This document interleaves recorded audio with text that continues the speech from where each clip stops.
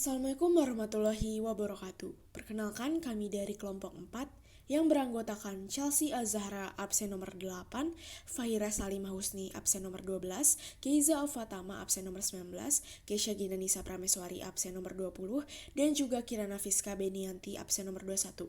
Pada kesempatan kali ini kami akan mempresentasikan salah satu organisasi perempuan yaitu Kartini Fonds. Perjuangan pergerakan kemerdekaan Indonesia tidak hanya didominasi oleh kaum pria, namun juga kaum perempuan. Peran perempuan dalam pergerakan kemerdekaan Indonesia dapat kita telusuri melalui eksistensi organisasi pergerakan perempuan pada awal abad ke-20 Masehi. Dalam buku Sejarah Indonesia Modern 1200-2004 atau 2005, karya MC Reclus, latar belakang munculnya organisasi pergerakan perempuan di Indonesia berkaitan dengan penerapan kebijakan politik etis oleh pemerintahan kolonial Belanda. Penerapan politik etis pada awal abad ke-20 Masehi telah menciptakan banyak pembaharuan-pembaharuan penting yang identik dengan unsur modernitas. Hal tersebut berhasil memberikan kesadaran terhadap kaum perempuan Indonesia turut berjuang demi kesejahteraan dan kemerdekaan bangsa. Tujuan pergerakan organisasi perempuan Indonesia adalah untuk memajukan status perempuan pribumi di bidang sosial, politik, dan pendidikan. Dengan begitu, perempuan Indonesia mampu memberikan kontribusi yang besar bagi perjuangan Indonesia. R.A. Kartini. Raden Ajeng Kartini atau yang sering disebut R.A. Kartini adalah pelopor para kaum wanita. R.A. Kartini merupakan tokoh sejarah di saat ikut sertanya para kaum Hawa di berbagai macam bidang kehidupan, baik di pemerintahan maupun non-pemerintahan. Kartini suka menuliskan surat untuk teman-temannya di negeri Belanda, yang berisi pemikiran-pemikirannya tentang pendidikan wanita.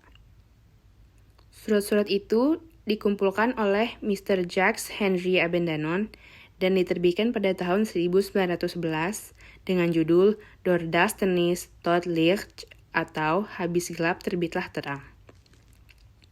Buku itu terjual habis dan uangnya dikumpulkan dalam Kartini Fonds atau Dana Kartini di Den Haag dan digunakan untuk membantu kaum-kaum wanita di Indonesia. Latar belakang. Organisasi Kartini Fonds atau Dana Kartini pertama kali dibentuk pada tahun 1912 di kota Semarang. Didirikan oleh C.T.H. Van Deventer, salah satu tokoh politik etis. Berdirinya Kartini Fonds merupakan realisasi politik etis, atau politik balas budi pertanggungjawaban atas kegiatan tanam paksa yang sangat merugikan kesehatan rakyat. Melalui Kartini Fonds berdirilah sekolah-sekolah untuk kaum wanita. Kartini Fonds bertujuan untuk memajukan pendidikan kaum perempuan Bumi Putra melalui program pendirian sekolah-sekolah alternatif bernama Sekolah Kartini.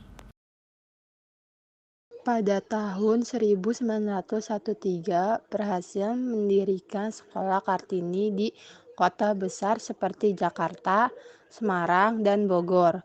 Di tahun berikutnya berdiri juga di Surabaya, Malang, Madiun, Pekalongan, Rembang, dan Cirebon.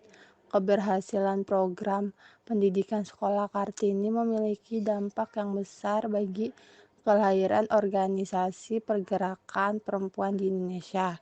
Sekolah Kartini mampu melahirkan kader-kader perempuan di berbagai daerah yang nantinya menjadi pendiri organisasi perempuan. Tokoh Tuan Konrad Theodor van Deventer dan Nyonya C.T.H. van Deventer atau Elizabeth Maria Louise Mas. Berkat jasa-jasa Kartini, keluarga van Deventer mendirikan sekolah-sekolah Kartini berdasarkan keinginan Kartini. Konrad Theodor van Deventer adalah seorang pengacara Belanda, penulis tentang Hindia Belanda dan anggota Dewan Negara Belanda.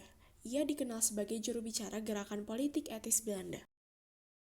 Kesimpulannya adalah Kartini Fonds adalah perkumpulan yang didirikan oleh Nyonya Konrad Theodor van Deventer pada tahun 1912. Tujuannya adalah untuk mendirikan sekolah Kartini. Sekolah Kartini didirikan karena untuk memperjuangkan kaum perempuan agar dapat terlepas dari kungkungan adat dan tradisi.